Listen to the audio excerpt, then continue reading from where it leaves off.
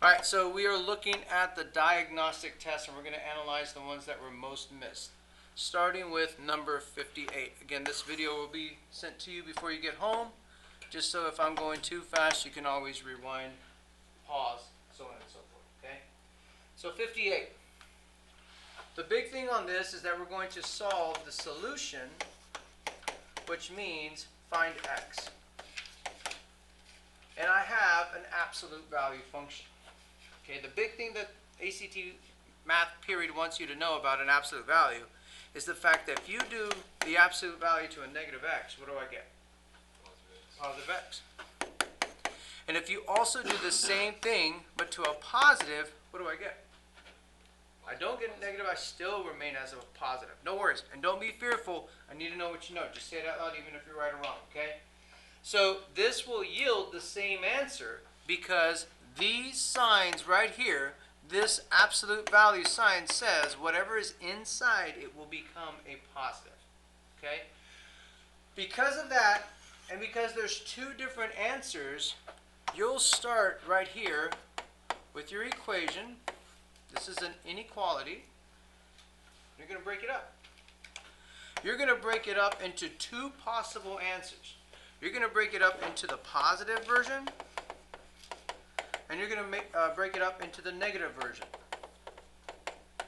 So the positive version, first of all, both of them are going to be whatever you see here in the absolute value, that stays the same for both. That doesn't change. And the positive version is exactly what you see. Okay? The negative version is as if you were to look at this and just multiply by a negative.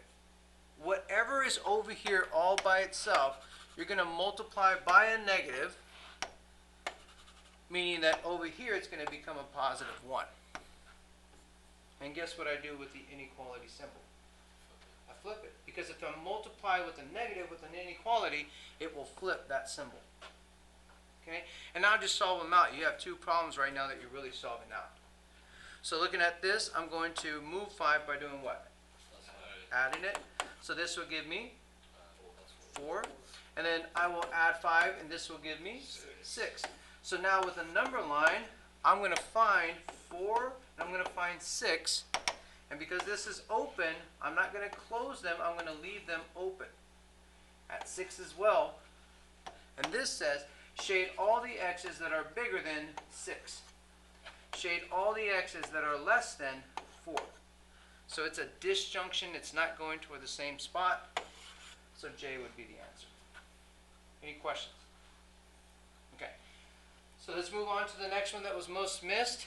Looks like it's going to be 59. As part of a probability experiment, Elliot is to answer 4 multiple choice questions. For each question, there are 3 possible answers, only one of which is correct. So there's 3 possible answers, that's 3 total, where 1 is correct out of the total. What is the probability that he will answer all 4 questions correctly? So here we go. What's the probability that he answers the first question correctly?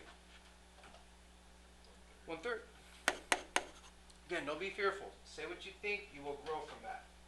What's the probability that he will get the question, the second one, correct? 1/3. The third? 1/3, and then last. 1/3.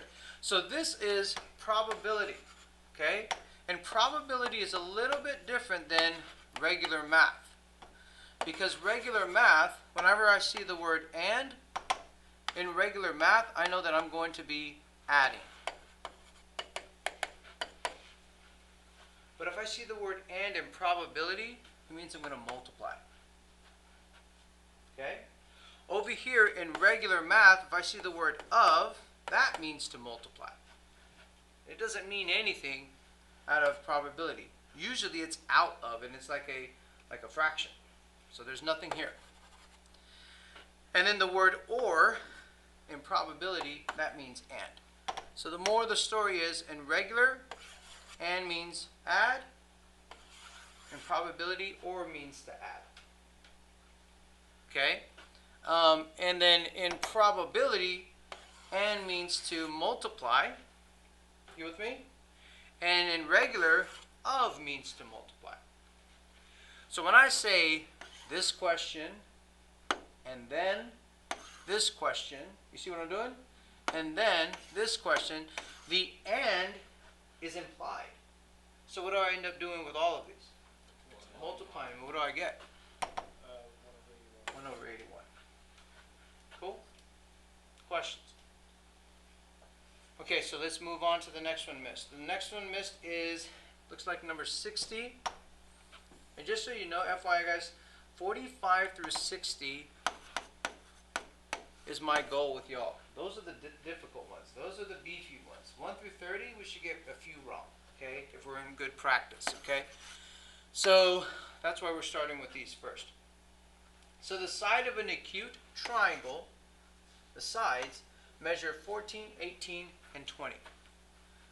What does this mean? Anyone? What does this acute mean? Less than 90. So all of the angles are less than 90. Is that acute? No. Is that acute? No. So all of them are less than 90. Your most common one that you're used to seeing is what kind of triangle? Equilateral, yeah. So an equilateral triangle, they're all 60. But this is not just saying that. I'm reviewing you with other stuff. This isn't specifically saying an equilateral triangle. It's just saying acute. Okay? So that means as long as none of them are bigger than 90 or equal to 90, you're good to go.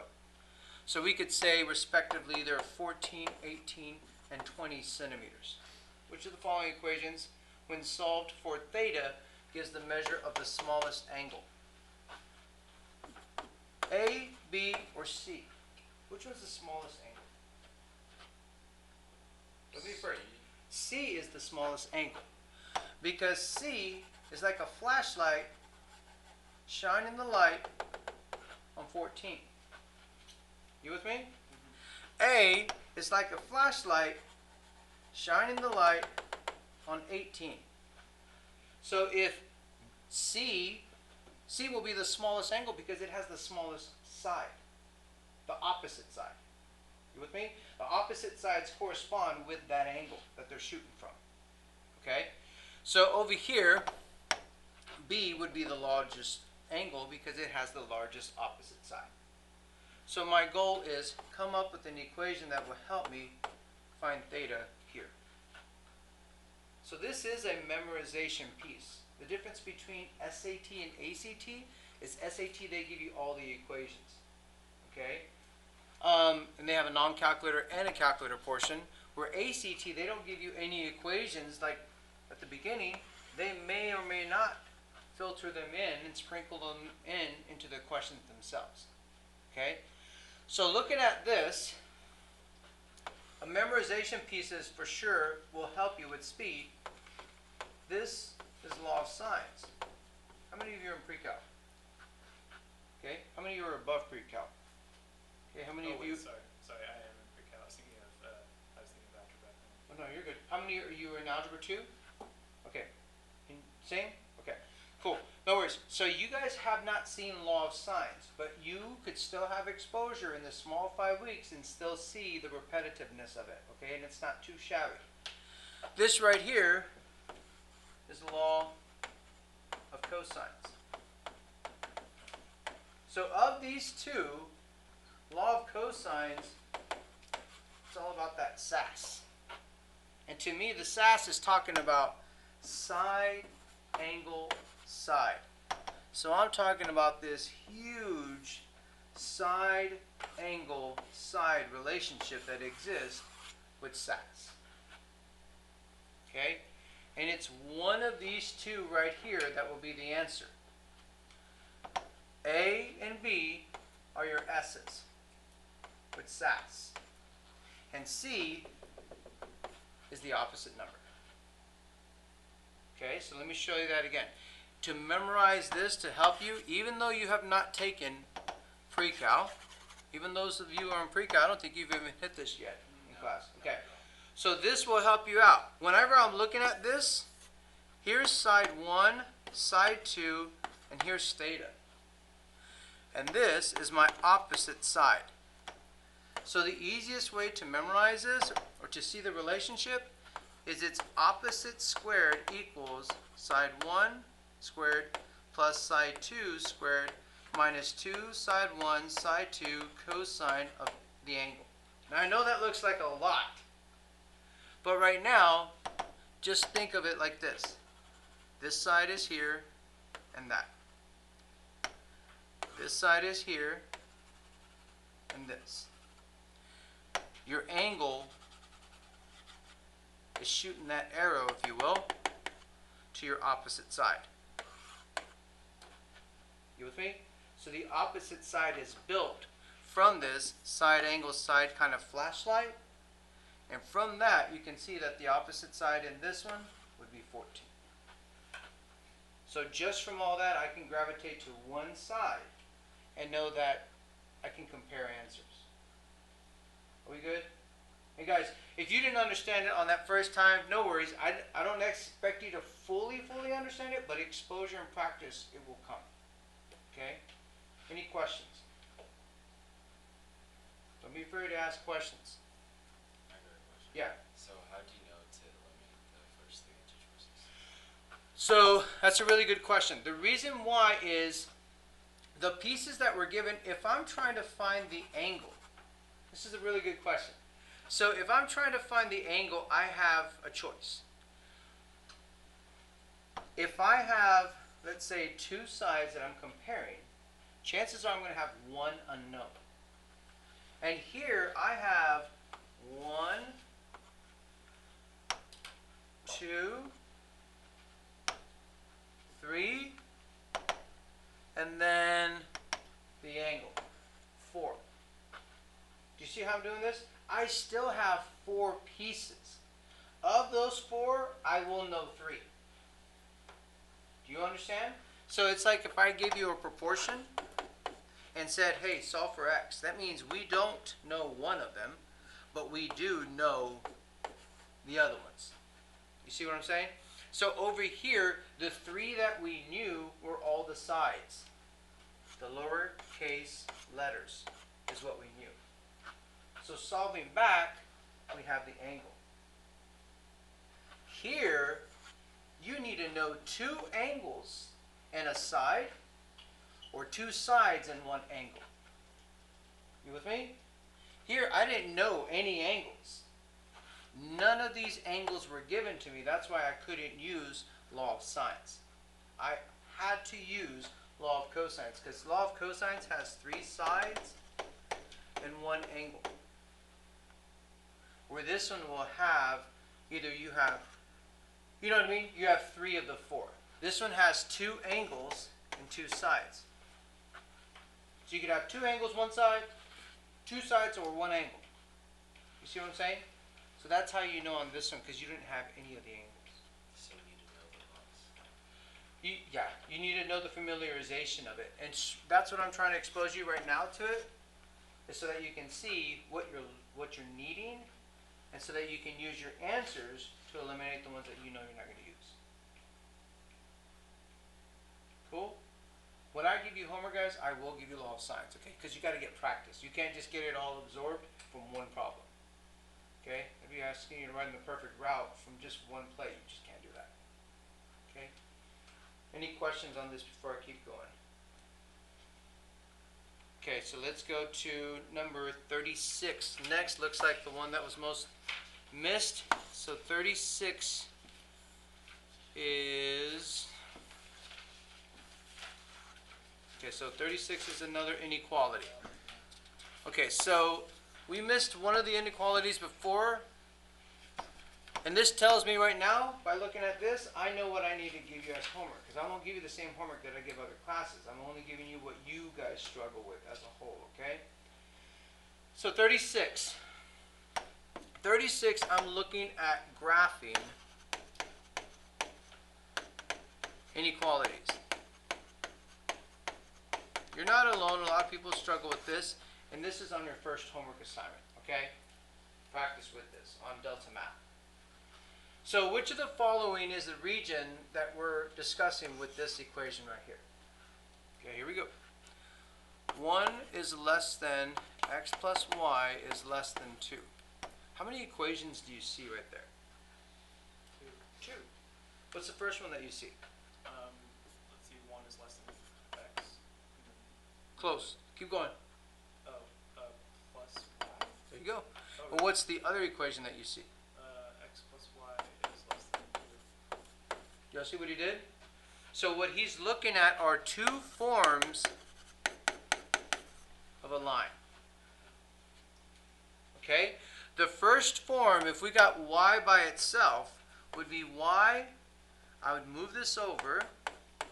Whoops. And I would add 1, because the 1 is positive right now. And it's still this. Okay? Devin, can you read that for me? Y is greater than negative x plus 1. Okay? So he read it backwards. And that's perfect. That's the way I would read it too. Otherwise, this negative x plus 1 is less than y. We're used to seeing it in this form so that we can graph it by hand quickly. You see what I'm saying? And then over here, if I did the same thing, y is less than negative x, because I moved it over, plus 2. This is how I have these. You with me? All right, so from here, like I said, I will teach you some calculator tricks for sure. So with me, with your calculator, here we go. I want you to press from this home screen. I want you to press this home button right here. And then press 1 for new document. Hold on, it froze on me. You're using Inspire Open84. So here, let me pause this real quick. Alright, so we're going to press home. Okay, that button at the top right, highlighted in red right here on the video. 1 for a new document, just no to unsafe changes.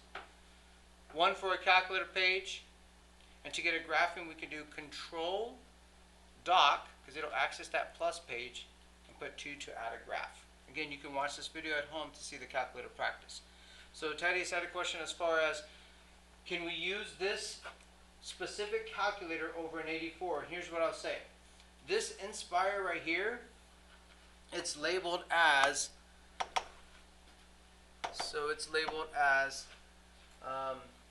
the CX, so the TI Inspire CX CAS.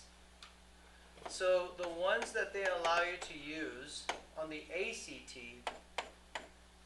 is not this specific model, it's the CX. It doesn't have this fancy cool stuff right here. Oh wait, I thought when I actually looked up the calculators because I'm looking at getting a calculator. Go for it, yeah. for CT, and I thought I saw the CAS and CAS2 on there So- as legal. For SAT, yes. Oh. But for ACT, no, because on the ACT, there's a lot of questions that you could literally type in exactly how you see it on on your paper, and it would simplify it out for you. Okay. So, if you have a good proctor, they should know to check that. You know what I mean? Yeah. I've heard of some people getting away with not, having good proctors. I don't condone that though, okay? Like, I'm not supporting that. I want you to learn how to use this calculator because it's very, very close cousin. The CX has a lot of features that this still uses. So if you get used to this, you could just use like borrow this from a friend or something. The CX model, and it's just the same. You know what I mean? It's just like not as advanced or something. It's not as advanced, so I'm going to show you what it can do versus the other one, okay? Okay. So here we go. For this particular example that we were doing for the inequalities, I had two functions. I had, with me, y is greater than negative 1 plus 2. Sorry, negative x plus 1. This is my equation that we got for that first one. And if I'm going to do y's that are greater than, what I'm doing is I'm trying to shade things that are above this. Okay? The other function that I got was the following. With me, press tab right here located above control. And this one we're going to put a negative x plus 2. So this is the other equation. But this one said the y's that were less than. If you remember, this said the y's that were less than this graph. So the shaded region is the overlap per se that is right here. That is the answer. Do you understand? It's the answer to both of those equations satisfied, that if I look back at my notes, or sorry, back at the test, which one does that look like? Yeah, J. It looks like J. So J would be the answer on that one. Now look, check this out. The other calculator that I was just talking about, it still has this feature that I'm about to show you. If I go to tab, where these graphs can be put in, and instead of putting it like a function right here, which a lot of people are used to, what I can do is I can change this to a relation. Okay, so watch this. Menu. Yeah, exactly that. Wait, so the TI regular cannot do this? The TI regular, it does, but it does it a different way. You know what I mean? I'll be honest, I'm not familiar with TI-84s anymore because I haven't used them in probably 9 years, 8 years. You know what I mean? Yeah. These are just so much more efficient. They're more user-friendly. You see what I'm saying? Mm-hmm. I'll show you some things that you're going to see that in here in just a bit that you're like, the TI-84, what? You know what I mean? Like, yeah, it still does certain things, but you'll see. I'll sell them on this TI Inspire here in just a bit. You'll see. Okay, so this graph entry, if I press 3 and I did it as a relation, and I did the same thing, I actually put y is control equals greater than this negative x plus 1, I get that shaded region. If I press tab and I did the second one as y is less than, or yeah, where's that? Less than, control equals is less than negative x plus 2, you see it shade. So the in-between is the shaded region. It's the answer. You're good to go. See what I'm saying? So that's how you can do it with the calculator as well. Now, let's talk about some stuff, because I want to sell you on this calculator because it's helpful in a lot of ways. Let's go to 1-1. So from this 1-1, look, you can just soft mouse on this keypad and it will change, move it like a cursor, like a mouse, and then just come over here and click on 1 and it'll change in between the two pages. Okay? Now, let's say that you had an equation. You had an equation that looked like this. Follow me. Control divide. Say I had 32x over 44 and it was equal to control divide, I don't know, 500 over 26. And I told you solve for x. So what I like that this calculator does that the other one necessarily doesn't, the 84 per se, is that this will solve it out for you quickly. Okay, here we go. I can go like this. I can press menu, 3 for algebra, 1 for solve, and exactly what I had, I can just go up there and press enter, and it will copy it over. And look, I'm going to tell it to do my dirty work. I'm going to say, hey, solve for x. So I got to put a comma x. When I press enter, bam, it does it quickly. And not only will it give you x, like if I copied it and I press control, this blue button, and I said control enter, those squigglies mean approximate answers, aka decimal answers. So if I press control equals, it'll give me a decimal number. Okay? Any questions? Do I have you sold yet? I'm getting there. Okay. Does this work for like every single x equation? Yep. Oh. So let's keep going. Let's keep going. Let's say that I had this problem right here. Let's say that I had x squared is equal to 81. What's the answer? Nope. 9. Nope. Oh, it's positive or negative. Positive or negative 9. Because we forget a lot that when we square root, this right here is actually a plus or minus because there's two answers that are possible.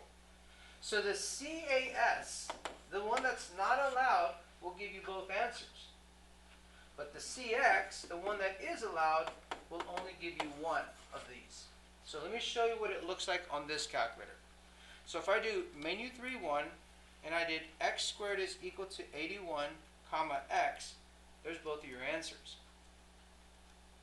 And see, with the one that is allowed, the CX model, when you do menu 3-1, it looks like this, what you see right there blinking, but what it actually is on that calculator is what menu 3.6 is on this one.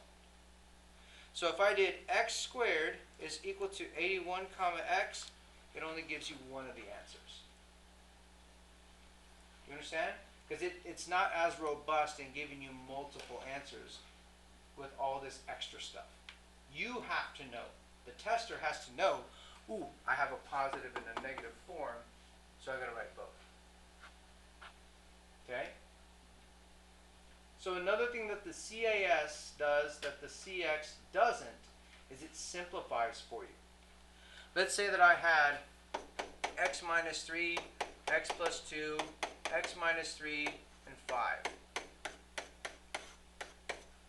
And then here I'll put control divide, parentheses, x minus 3 times, parentheses, x plus 2. And on the bottom I have x minus 3 times 5.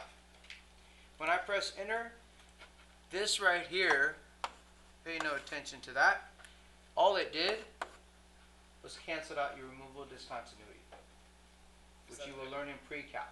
Is that like that warning there because it has a like a removable discontinuity? It's more so there to let you know that we hope that you know what you're doing right now. It red flags up. This is a conceptual understanding piece that just happened. Make sure that you understand what just happened. Okay. And mathematically, this is called content. You know that it was removable discontinuity, otherwise a hole in the graph that got removed from this. The 84 doesn't do this. The CX doesn't do this.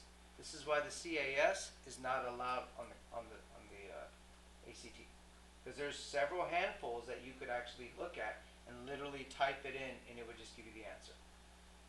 Okay, but there's a lot of stuff that we can still use. Questions? All right, so one more thing on the calculator, and then we'll move on back to the ones that were most missed. Okay. On the calculator, do you remember seeing these equations to where many 1, 4, many 1, 5, just to clear? Do you remember seeing equations that were like two lines that when they intersected, they formed like an intersection, like a solving systems of equations? Do you know what I'm talking about? Let me show you. Let me go to the second screen right here. I'm going to press delete 3 times. That's that button right here. I'm going to press yes. Again, you can watch this video later, and it resets everything to default. Okay? So on this tab, let's say that I did menu, the entry is now a function, and let's say that I did x plus 5. There's my graph. And let's say I did my tab, my next one is a negative 2x plus 2. There's my other equation.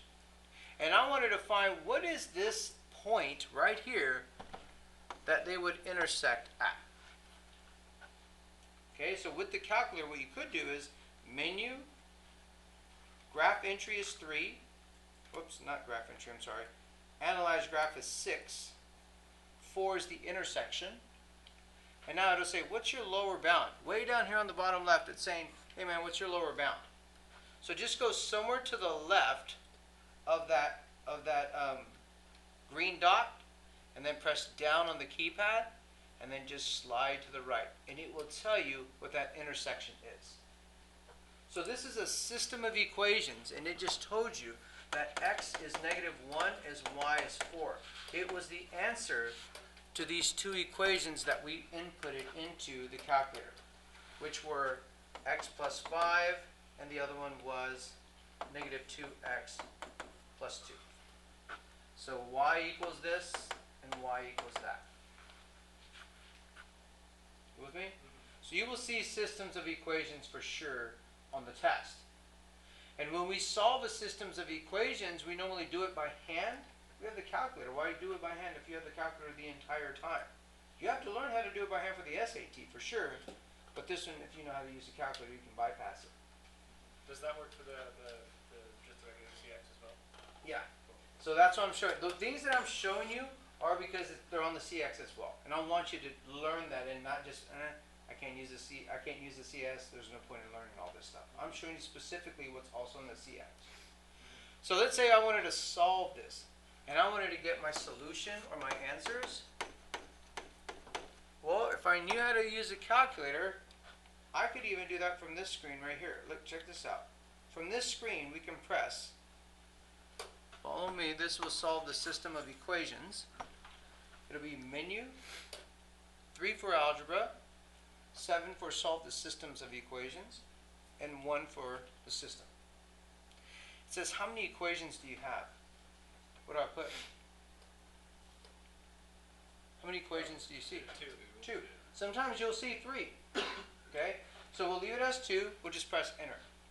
And now, guess what? We don't have to change or move anything. I could literally type in exactly those equations as you see them on your paper and come over here and put y is equal to negative 2x plus 2. And when I press enter, look at my answers. You don't have to use the graph. You don't have to use the elimination method or substitution method by hand. It quickly will get you your answers. And no, this is not a learn the calculator class. It's not. But guys, when you marry this with your content that you're going to absorb through all that practice with Delta Math, I'm not kidding. You can get a lot of increase on your points right now. For sure. Again, my best that I helped someone was from a 28 to a 35 in 5 weeks. And 33 and up, people are throwing money at you in college. Okay? But it's that person worked, and they had gaps in their geometry. Otherwise, that person was bright. But the work ethic is what got him that. All right. So questions before we go back to the ones that were most missed. Okay. So let's go ahead and go back. So on the test, the next one that was most missed. Pull it up. What was the one? We did 36. So let's go to 40.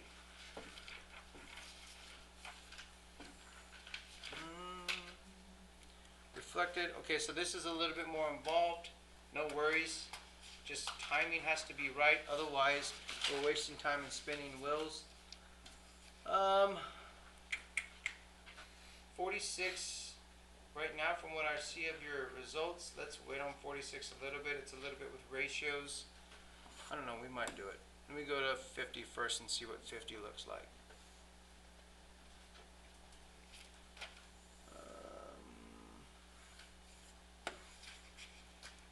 Yeah, let's go ahead and do 46. Let's do 46.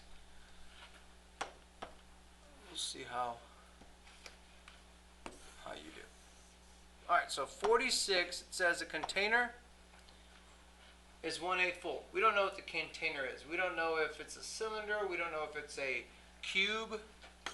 Nonetheless, let's just put a cylinder. And right now, it's 1/8 full. So 1/8 full is not half. It's 1/2. It's not a quarter. So a quarter would be like right here. It's 1/2 of that. Okay?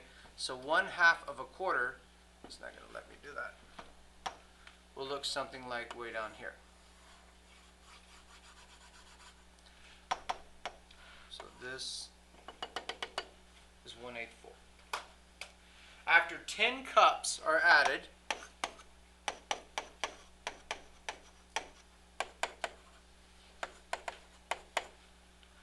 the container is now 3/4 full.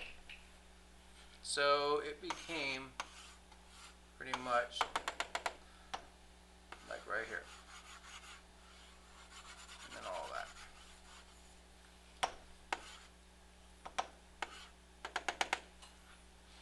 What is the volume of the container in cups? So this definitely has something to do with proportions, equation writing. You know what I mean? How could we start this, guys? What would you all suggest that we do to start it off? Multiply the 3/4 by 2 to turn into 6/8. Okay, so 6/8, and when you multiply it by 2, what he really is saying is not multiplying it by 2, because this is a lot in math. You see this everywhere. What he's doing is he's multiplying by a form of 1. The form of 1 that he's multiplying by is this. I can't just multiply something by 2 because I feel like it. The only time that I can is if I have an equal sign on both sides. Or if I multiply this by 2, then I have to multiply this by 2. But to multiply something that doesn't have an equal sign just by 2, you can't do it. You can only multiply by forms of 1. Okay, so that's what you just did to get, yes, for sure, 6/8. Okay, so keep going. I started with 1/8. I added 10 cups, and I got it to 6/8. But how do I know the total? Because I want to know what is the volume in cups. How many cups? You see what I'm saying? You know that 5/8 is gonna be There we go. 10 cups. There we go. So here we go. 5/8 is 10 cups. You know that it's gonna be like 2.5 over 8 is gonna be 5, and it's more than that. Okay, so let's do it this way, okay? So if 5/8 is 10 cups, I could say 5 will give me 10 cups. You with me? 5 will give me 10 cups. How much is a full container? What would go up top to give me a full container? 10. Who said that? Yeah, 10. You see what I'm saying? And this would give me the full container percent. Does that make sense? You with me? So if I now cross multiply, I could say 5x is 100, 20. Now why don't I get 20 over here?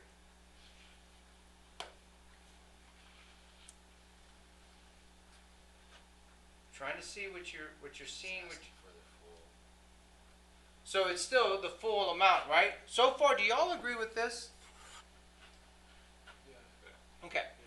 So if there are 5/8 is 10 cups, how many is each of those 5? So how many is 1/8? What would 1/8 equal?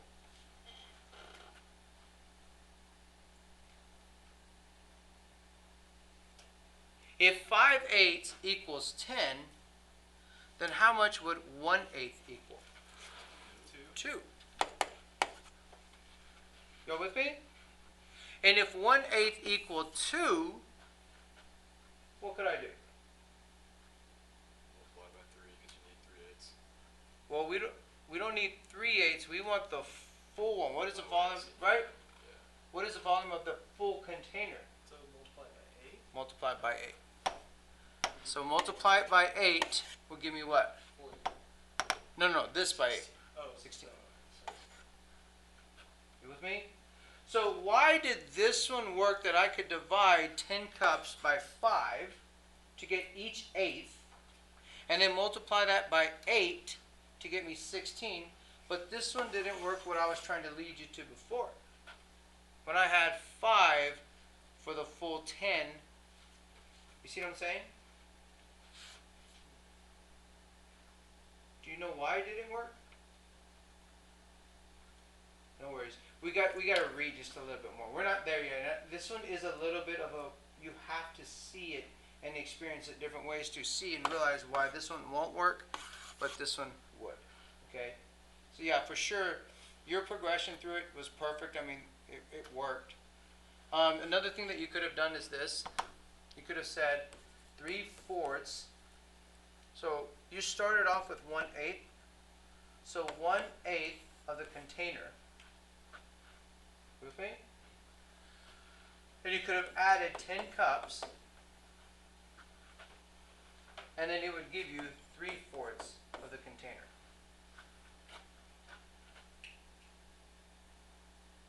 Does that make sense? So if we were to keep going from here, you said that this was 6/8 over here, right? So this is the same as 6/8. Whoops. So if I combine like terms, wouldn't I move this over here? Wouldn't I subtract 1c or 1/8 c over here? You go with me, guys? So it would be 6/8 minus 1/8 would give me what on the right side? 5/8 of the c. And the 10 is left over here. Y'all with me? So now, what do I do to get C all by itself? Multiply by the reciprocal. Multiply by the reciprocal. I'm going to multiply both sides by 8 over 5. Because look, when I do that, that cancels to a form of 1, what I was talking about earlier. This cancels to a form of 1, and I'm left with the container. So now I have 8 over 5. What's underneath 10 right now? 1. What does 10 and 5 reduce to? 2. 2 times 8? 16. So equation building is a big thing with ratios as well. That will simplify ratios. Otherwise, we got to be careful that we don't run into things that we can't necessarily write out. Make sense? Be honest. How's the speed? It's good. It's good? It's not too fast? Okay. I just want to make sure. And if it is, just throw that hand up, okay? Slow me down a little bit. Let's see if we can do one more before we call it a day. 50, 54, 56.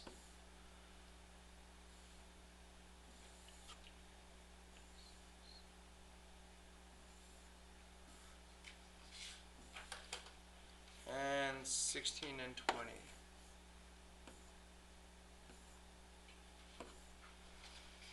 I don't want to jump the gun on some of these and go too fast. I'd rather you experience it through practice, reading, drills, and Delta Math. Let's do 20. 20 is a good one for the sake of time as well. Okay, so 20 says for the trapezoid ABCD below. Guys, what does this mean right here? What does that mean? Means that AB and DC are A parallel, right? So AB is like this line. DC is like this line. You see where I'm going with this? And it says the measure of the interior angles are distinct.